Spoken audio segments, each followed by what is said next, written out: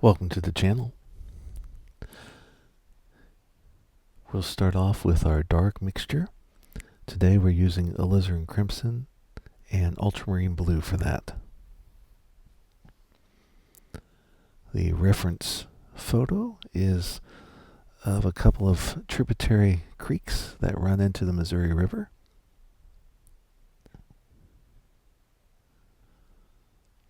And here I am lightly sketching that scene in with that dark mixture.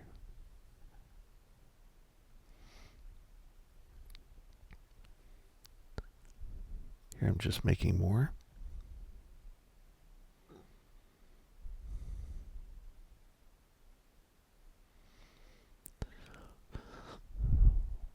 This is an 11 by 14 canvas panel.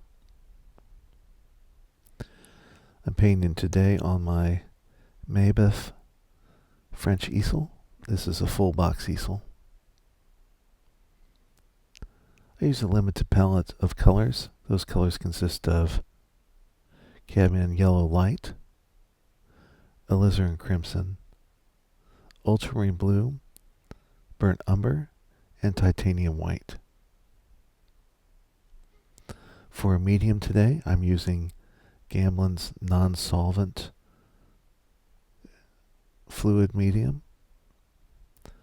I'm also using Gamsol as to clean my brushes as we paint.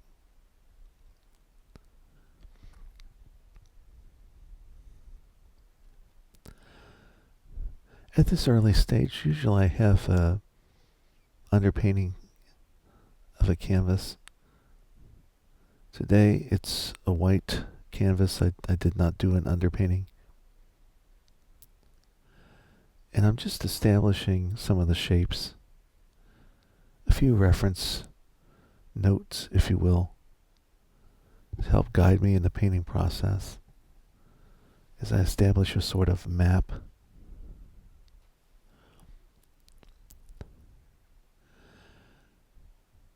One of the things I want you to notice today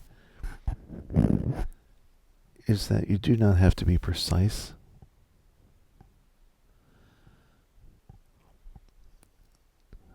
I will modify this as we move along. Here I'm just telling you I'm going to sketch in where I see this transition in the clouds.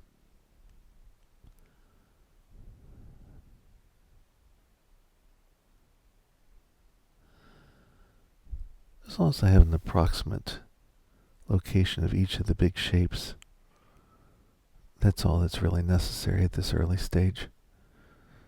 And be prepared that it will look odd or ugly when you do the sketch in.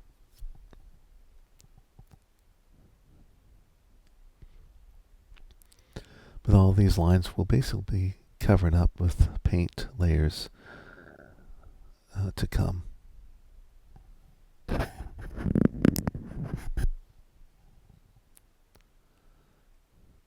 Here I'm making an adjustment. Sometimes we realize that the horizontal horizon line should not be in the middle of that canvas panel, and it was. It's interesting how the mind wants you to put it there. And even in the reference photo, you notice that it's not a great photo, and the horizon line there is also pretty much in the middle.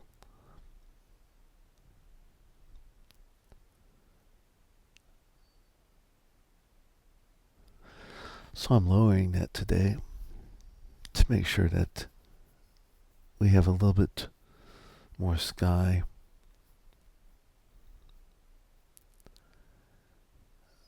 Sorry, sometimes I get so involved in the painting process and the result of the painting that I fail to realize that the palette's not being held up enough for you to see the mixtures. But here it's just the dark mixture again, just a little bit thicker concentration of it with the Alizarin Crimson and the Ultramarine Blue. We're getting some glare today. That it was late in the evening, so I was painting in the studio basement, and the lighting sometimes creates some glare, and so the reference photo's got a lot of glare on it right now. But that's okay, because honestly, the reference photo for me is simply a roadmap for the composition. I certainly cannot rely upon it for the colors. What I rely upon is my memory of the scene.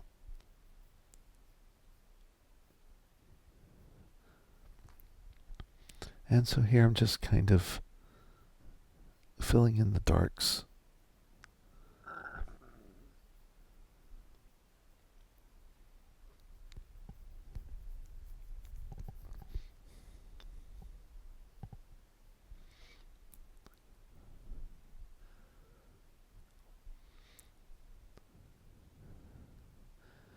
These are hog bristle brushes that I'm using. Numbers 8, 6, and 4.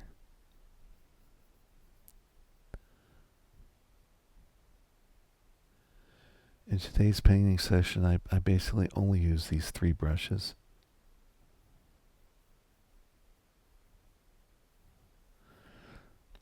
I do use a chip brush later on to do a little bit of blending in the sky, but other than that, that's all the equipment.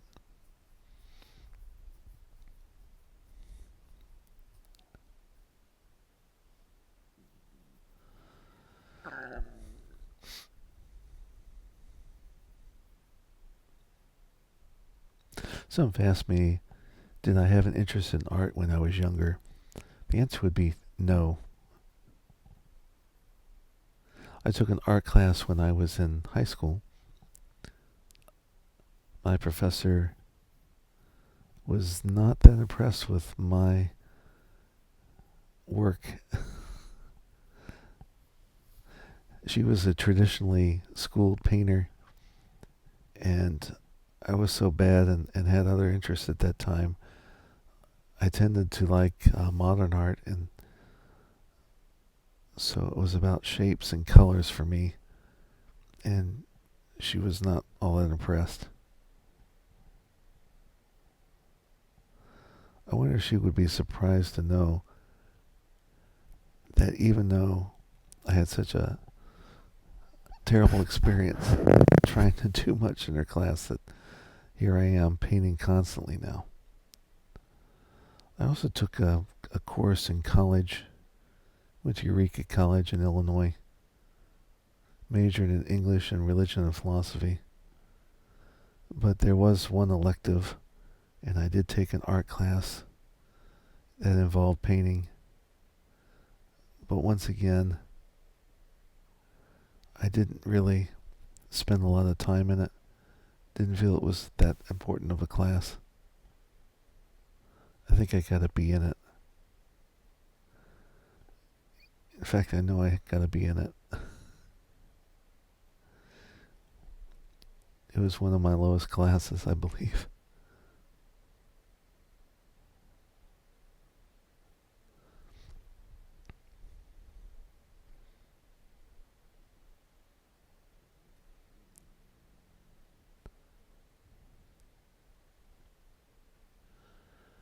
But sometimes with creative endeavors, it's not when you start, it's that you start. Of course, if you start later in life, you do need to know that you're going to have to paint a lot more often and continue to practice.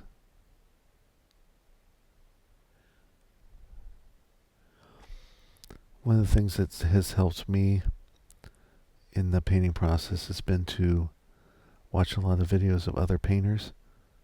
Maybe that's what you're doing today as you watch this YouTube video. I watch a lot of YouTube videos to start with, primarily because they were free and I wasn't sure if I was that committed to painting yet, so I didn't want to fork over a lot of money. Eventually, I felt it was needed to purchase a few videos of some of the well-known plein air and studio painters of our time. And I did find that very helpful. Although one of the interesting things that I began doing was trying to copy those particular artists that I like the most. I would buy their colors, the brands that they used, the materials were always fascinating to me, and which artist bought what materials. And then I would often be disappointed when it didn't seem to fit my style. And that comes with time. You'll find some painters that you like more than others, and you really like their end product, but you find out as you continue to work at painting yourself that some of the artists that you most like to visually look at their artwork, your style is different than theirs, and it's hard to emulate. And that's not a bad thing. We really don't want to just be copiers of other painters. We need to figure out what works for us. But in the beginning, it's always good to learn new techniques from wherever you can. And as you continue to paint, a style will begin to emerge. I know for me, perhaps I still vacillate between two different types of styles. I really enjoy painting in a more modern way, more about colors, values, than realism. And then there are other days in which I really feel like trying to nail the colors that I see out in nature and to generate much more realistic looking artwork.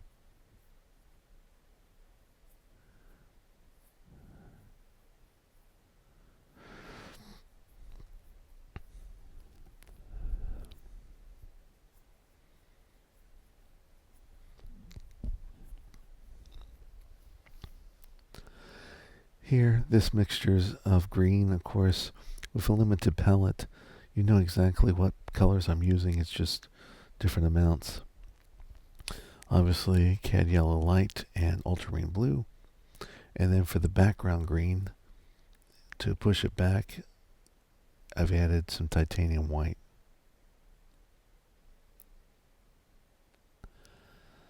At this point, I don't worry too much. I'm trying to hit a kind of middle value. And I'm not exactly trying to be in the same ballpark as the reference photo, but I'm certainly trying to cover the canvas. And once the canvas is colored, I can make my modifications from there. Because until you have the whole canvas covered, it's really hard to judge whether you've got the values about right or not. Here's another mixture of green. I'm going to use this green for the land, for a few of the grasses that are poking out on the right-hand side of the painting today. Adding just a little bit of the Cad Red Light to lighten that. You do see that I put two power colors on there, Cad Red Light as well as Phthalo Blue, just in case I need them. I do oftentimes find that when I put them on the palette, it forces me to use them a little bit, but oftentimes I try to ignore them as much as possible. And that might be a good practice. Phthalo Blue especially can overtake a palette if you're not very careful with it. It's a very strong color. And it can easily get into all your other mixtures if you're not really careful with it.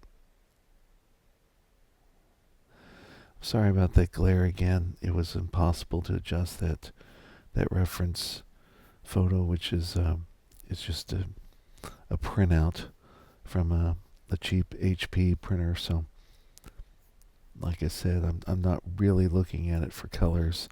I was just looking at it for the overall composition, and then relying upon my memory for the colors.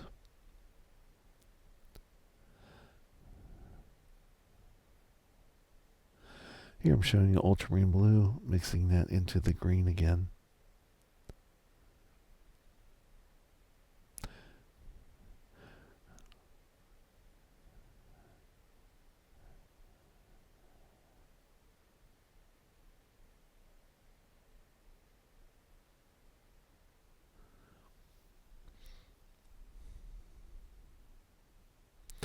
Actually, I might be returning to the sky. Once again, my apologies. Yes, there it is. You can see just briefly at the very bottom that that's a sky color that I'm mixing right now. Or perhaps the river color. We'll see here in just a minute.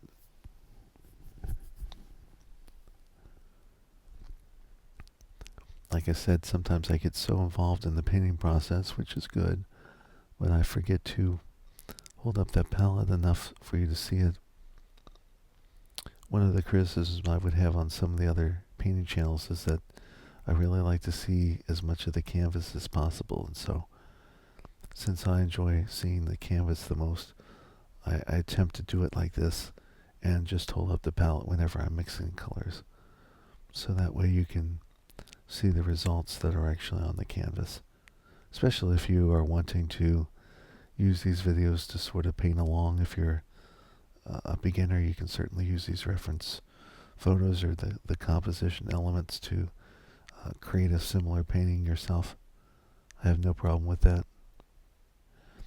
Here, so this is that river color. Obviously the river color doesn't look exactly like it. I'm not really trying to match that color like I mentioned. What I do find is that most people want to see water that looks reminiscent of a fresh, clean water with the sky reflected. So unless there's some blue at least, it's often hard for folks to accept it.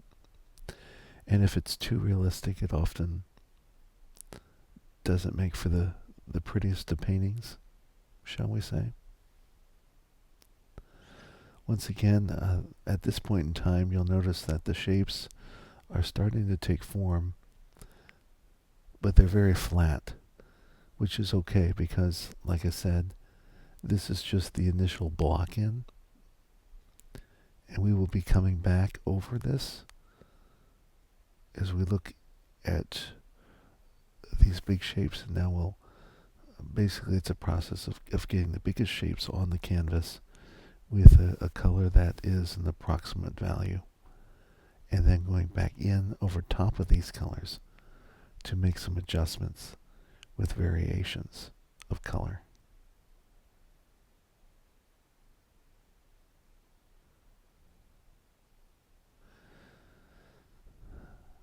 Recently I've been experimenting with whether or not the French easel is the best equipment to use for both studio and plein air.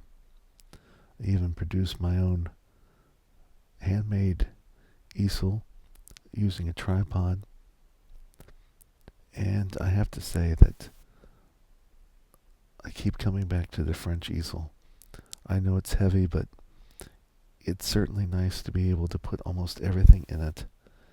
And then when you do set it up, either in the studio or outdoors,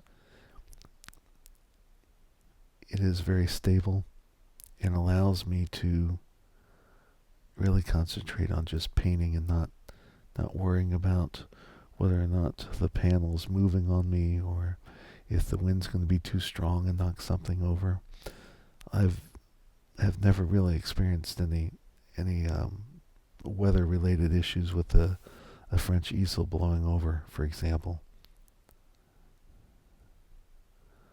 So, if you were interested in looking at easels, I think for most beginners, I would recommend getting a French easel. If nothing else, it can become your studio easel or a backup easel. And then by all means, you can experiment with some lighter equipment later on. The other good thing about the French easel that I really enjoy is that you can paint almost any size, from small 11 by 14s to all the way down to a little 5 by 7 to all the way up to 20 by 30, maybe even a little bit larger than that.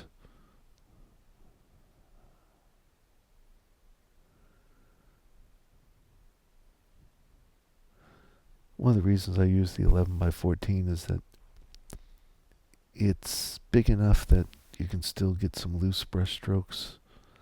At the same time, it seems to be a good size for me to do these videos. I can do a reasonably good job of painting a picture in about an hour and a half on an 11 by 14 canvas surface panel. And then, of course, I do a little bit of editing, because there are times in which I'm walking away from the easel to take a look at what I've just put down, making sure that I still can see the composition, and to think about some of the strokes that are coming next on the canvas. And so for your viewer pleasure, I often will not bore you with that.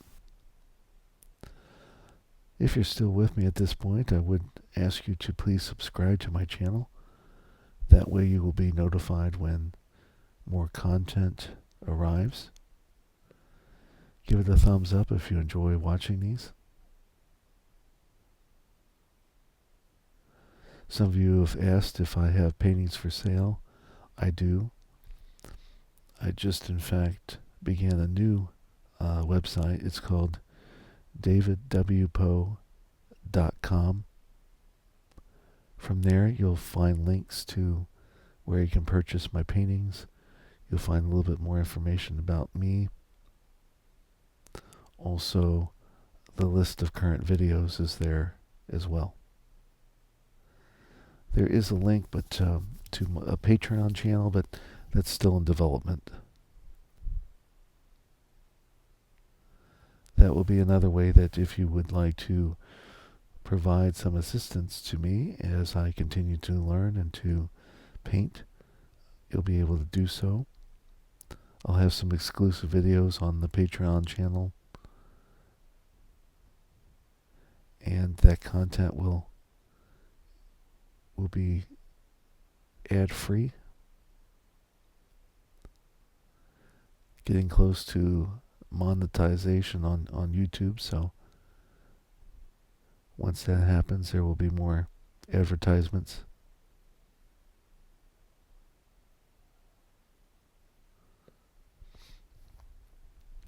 Here in the sky, of course, now that I'm looking at it, I already know that that blue of the sky is a little bit too dark. That it's almost the same as the river colors, and so that will have to be adjusted. The cloud has a purple tinge to it, purple and pink tinge to it, so that's what I'm working on right now. And notice that it's just big shapes at first, and in fact the majority of the work is done by the time that you cover the canvas with the block in and have adjusted the shapes and the values. Then it's a matter of going back into these large block shapes for some more detail, looking for color adjustments, and then occasionally doing a little bit more blending or introducing other colors, but making sure that they're the same tonal value. And you can do that by squinting.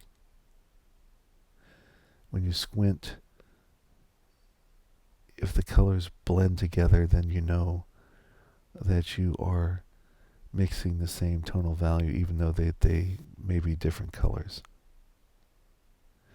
The very top of the canvas, you can see in the reference photos the clouds. And so for clouds, titanium white, and then a little bit of the cad yellow light, just a little bit as you see me mix that into the titanium white there on the palette. That will produce a warm yellow, not a warm yellow, but a warm white, if you will, or cream color that will help those clouds stand out a little bit more, as well as to give it a little bit more temperature towards the warm side. As you can tell right now, most of the colors on the panel are very cold, and so we need to begin warming the painting up. Of course, I always start with the darks and then work towards the lights, and that also means that the color temperature often tends towards the cool side until we start adding on the details afterwards, because obviously if we're starting with the darks, those are colder colors, and it necessarily means that we'll be adding the lights, which tend to be warmer colors, in the subsequent layering of the paint on the surface. And here you can clearly tell the yellow influence there.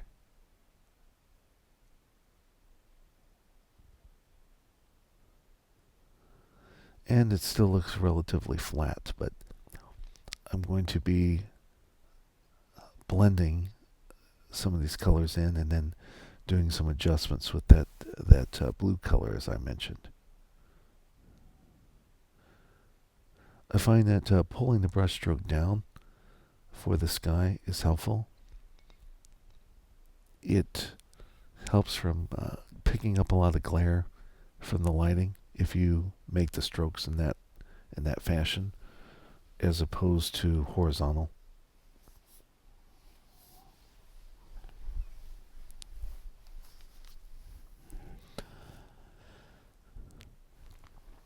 Now I'm adding some burnt umber, which is mixed in with some titanium white for the shorelines.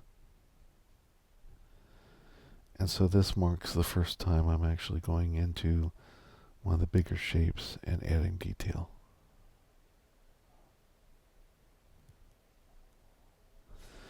Once again, I'm not too worried about the photo reference.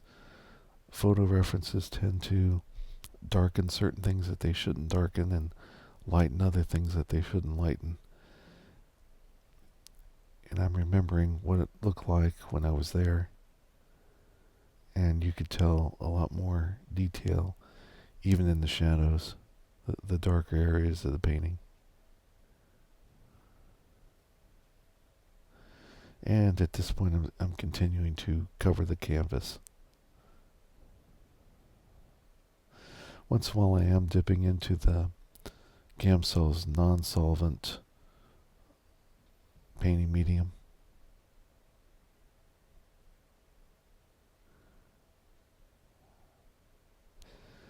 Switching completely over now from using Gamsol. Gamsol makes for thin mixtures, and it's always good to have the darkest darks as thin as possible, because you're going to be painting over top of them at some point in time.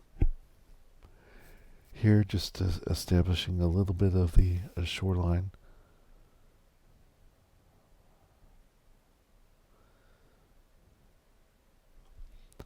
One thing that may help you, especially if you're a beginner, is to remember that at this early point, don't labor over the details. That actually doing it in a more freehand style will help you. Creates variety. And after all, we're going to be constantly kind of moving to paint around on the canvas as well as on our palette. And that will provide some different variety and different strokes as we go around. And that will actually provide the kind of variety and detail that is needed. Until we get through these earlier stages, it's impossible to really see the scene yet, or to even labor over each part of it.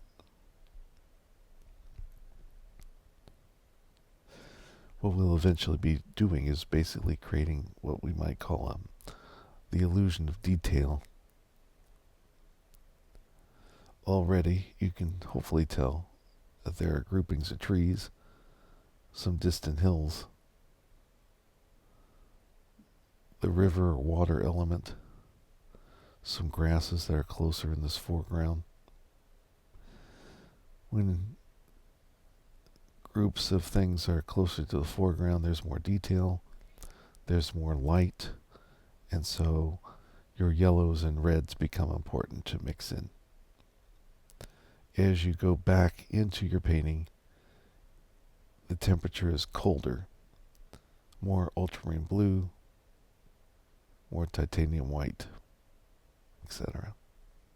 Here I've mixed up another green mixture, just a slight variation, not as much titanium white as you see in those background hills, but not as much yellow in it as you find in the grasses below the tree.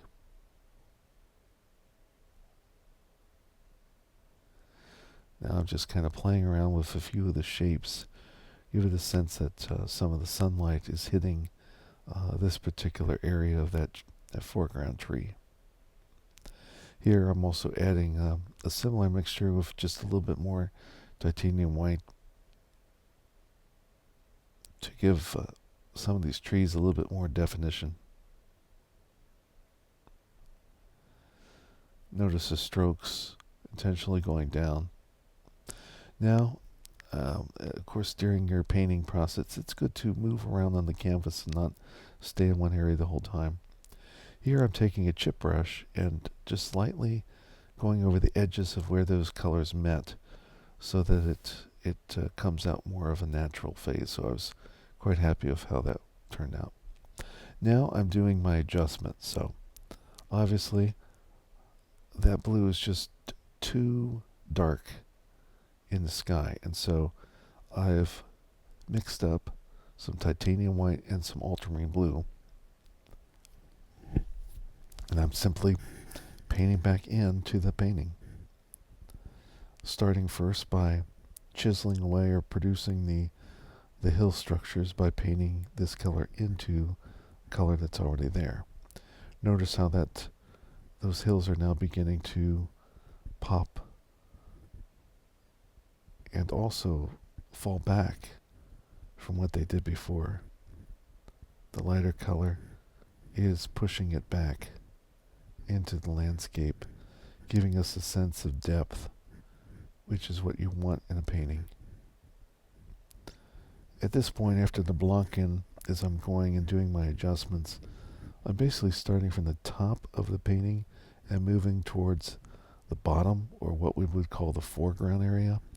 So think of the things in the background as being the things I concentrate on first, because those are going to, once again, be less detail.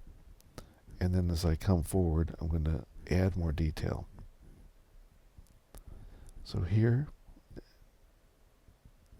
just continuing to cover up that deep blue to soften that a bit, but leaving a couple of areas there.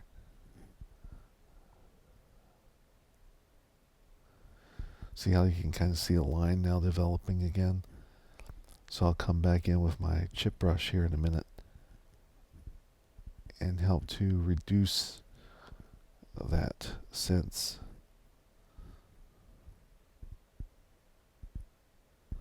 I'll soften that edge.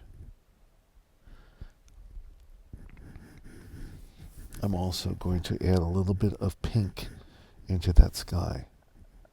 With all the green, that should help. Here we go. So notice I just work right back into some of the piles of paint that I have. And actually what that does is it helps to add to the color harmony in the painting when you're basically using mixtures of the same colors over and over again. Just varying the amounts that you're adding, which produces a nice touch. Sometimes if you if you look and you find that a painting is too garish, meaning that the colors just are too intense, what's often happening is that an artist is using just too many tubes of color and only using that particular color in one section of the painting, and therefore it tends to produce paintings that are very garish looking. Here we go. You can hopefully see that that's pink being added to the scene, and I'm covering up that intense blue while also hopefully giving a little bit more interest in this sky.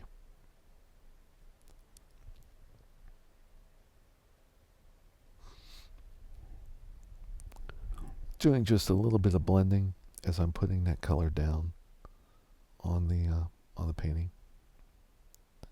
And once again, notice that the sky is becoming a little bit more realistic now, not as flat, because there's more color nuances being introduced in that area of the painting.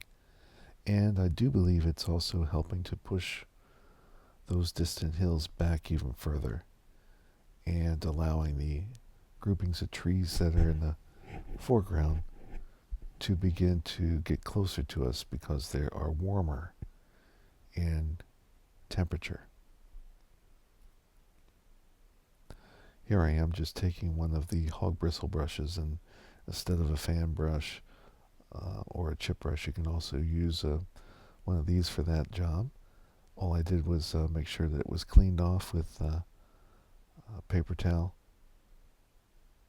and now I'm blending that pink into the blue.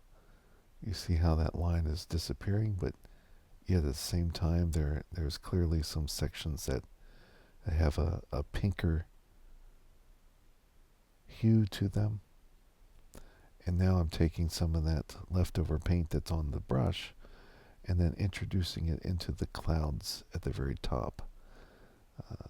Maybe you can see that in the reference photo, how some of those darker colors are intertwined at the top of the canvas or the top of the photo, and so I'm trying to emulate that in the painting today. See how soft that was, and also how that ends up leading to some of the realism of this painting. Here I'm going back into the trees with another lighter mixture, which will help for me to sculpt some of the shapes of these trees, as well as to indicate areas where the sun may be bringing some warmth into the branches.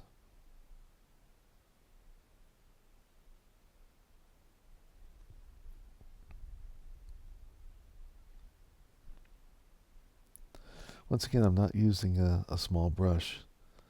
You can do a lot with a bigger brush. In fact, using a bigger brush could be an exercise for an entire painting. This way you'll have to focus on the larger shapes and not to give in to the temptation to get the smallest painting brush you have and to start painting all these masses with this little tiny brush.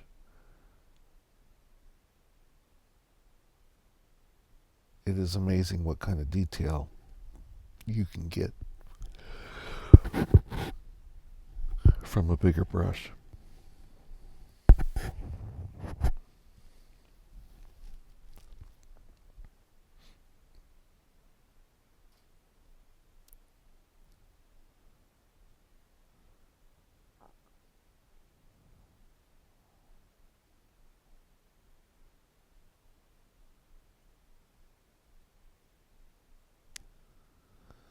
Some may be wondering, what type of equipment do I use to film these painting demonstrations?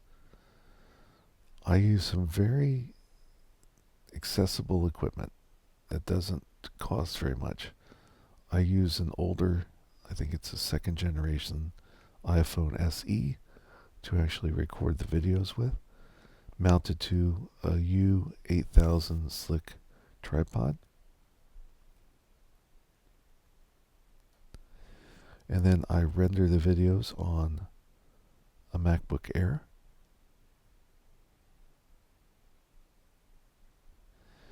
Then I do a voiceover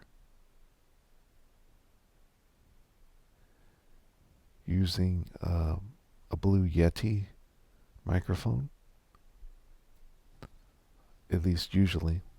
Today I'm trying out a very cheap, inexpensive Logitech headset with the mic right in front of my face. But this enables me to recline or relax a little bit as I do the voiceover. As many of you know, I do a lot of my painting in the evening, and then after I'm done, I like to do the voiceover immediately while the painting process was fresh in my mind, so that I can tell you about the experience, what I was thinking, some of the techniques I was using, and other details that may interest you as a viewer. And notice how many different shapes you can get from a simple flat brush. So you don't have to have all the different styles and shapes that the various brush companies attempt to sell you. There are swords out now and other types of brushes that are relatively new.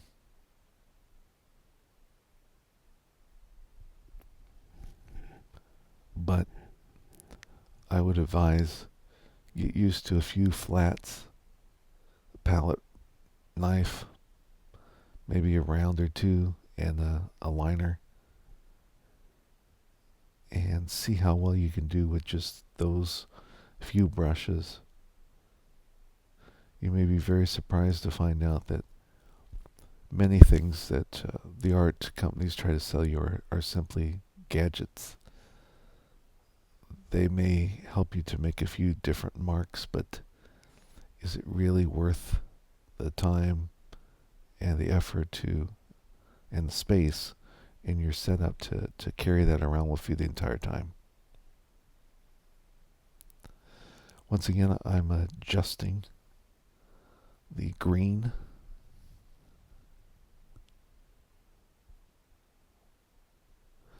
If you're a landscape painter, you're constantly going to be learning how to adjust the greens. Now, with such a limited palette, still notice how many different shades of green I can get by introducing all three colors on the palette. Red often goes into the green mixtures as the smallest amount, but has a huge impact on how that color looks when the painting is finished. Here there were some greens and some different variety of plants and stones and rocks on this river bank, and so I proceeded to put them in. Actually, this is not a river bank, but a stream or a creek bank rather, that's flowing into the Missouri River.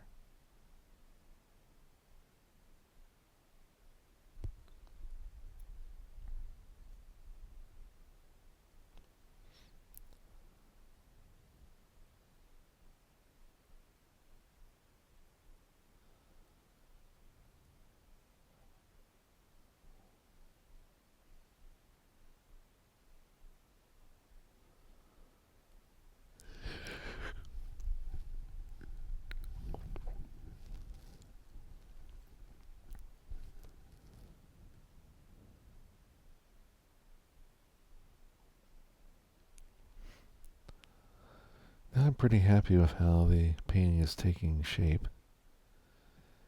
Obviously it doesn't look exactly like the reference photo, and I didn't want it to. But there is enough similarity between the two that you should be able to see that I'm using it for the composition.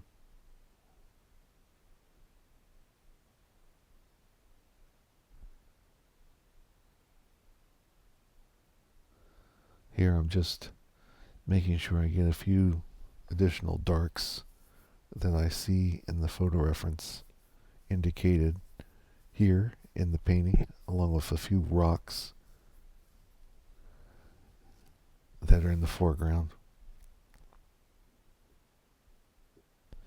Here there's this little rock barge, if you will, extending into the creek, and so I'm taking a simple brush, mixing in a little bit of the ultramarine blue and burnt umber and titanium white to produce this darker shade,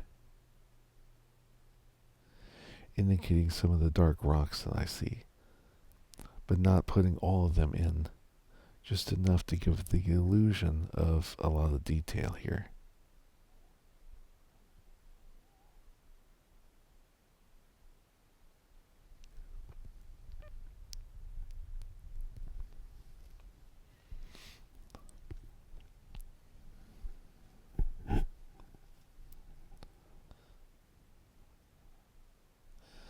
Reminder, as we are getting closer to the end of this video, if you've liked the content, you can help me out by subscribing to the channel, giving a thumbs up, maybe making a comment or asking a question below, sharing it on your Facebook page,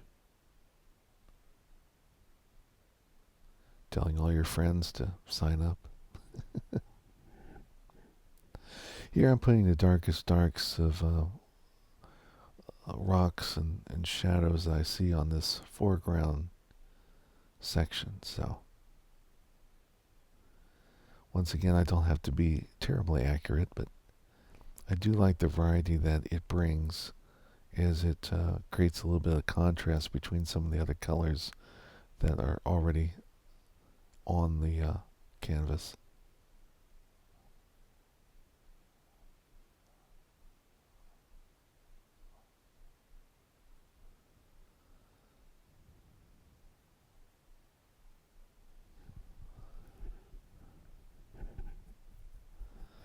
See how I'm continuing to move down the painting.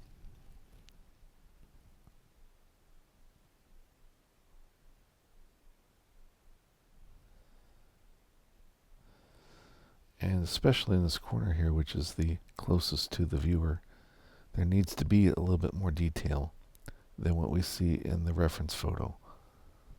So now I'm just laying down some darks, giving some indication where some shadows and some rocks exist. And now I'm turning my attention to this little bed of rocks that's emerged because of the water level being low. But notice I'm not going in and trying to paint every single pebble or rock that's there. I'm just looking at where are some of the darker shapes and colors, and then taking a dry brush, as I'm doing here, and so I don't get a sort of sense of a polka dot effect, I'm smoothing over these and blending them in to this brownish color, so that they don't stand out too much and distract from the overall sense of the painting, which the focus is obviously on hopefully the tree on the right, and then the distant river meeting up with the Missouri there at the very back of the painting.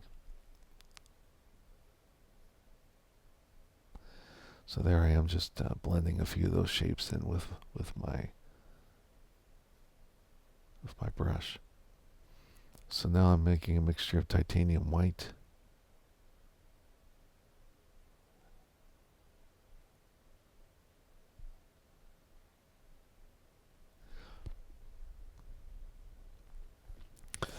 here I'm noticing that the river is a lot lighter in the background, and so I'm trying to push that back with a few strokes with a round brush with a much lighter shade of blue that I have mixed on my palette. And then I'm going to extend that some as we go around this little opening, this little channel where where the creek empties its water in.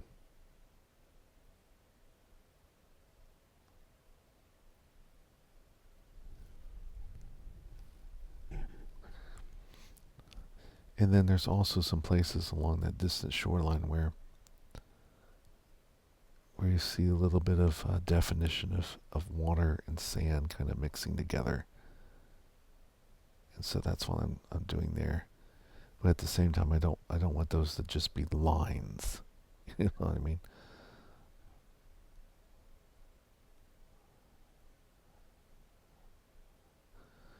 And there's a few that are going to take us on back into the painting.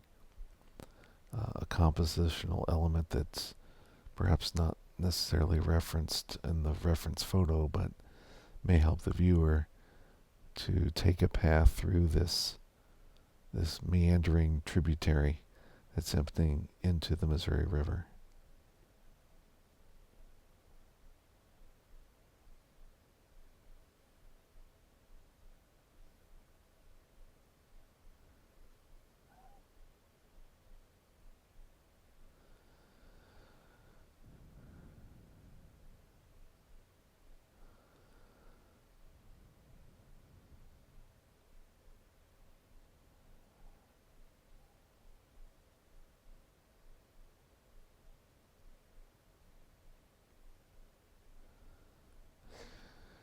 Did not like how that hill was looking. It looked a little bit too roundish, if you will.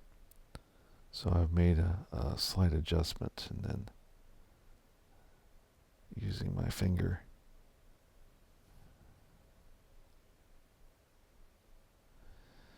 and you can kind of see where it looks a little foggy, if you will, or distant, and so adding a little bit of that titanium white helps to push that back just a little bit. Here I'm just mixing up a little bit of an orange color to suggest a little bit more color here in the foreground area where we have the bigger central tree. And here I'm just putting a few little touches of this orange.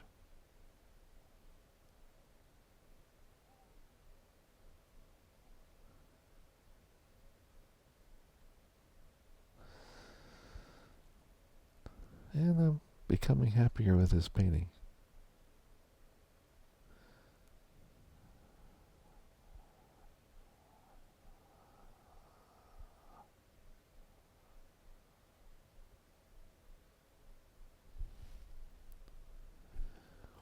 Here I'm stepping away, evaluating the painting, seeing if there's anything else that needs to be done.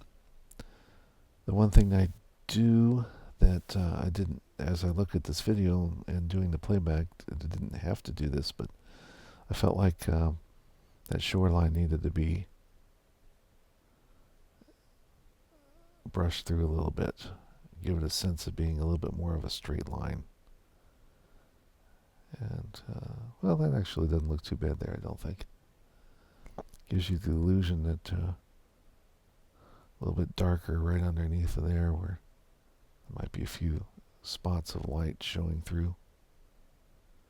And yet,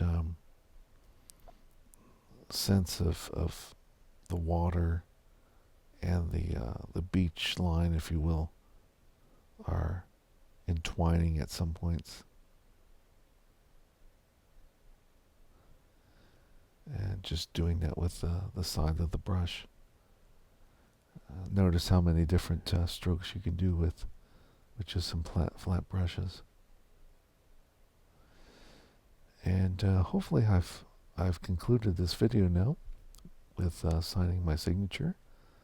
Since we read from left to right, I'm signing on the right.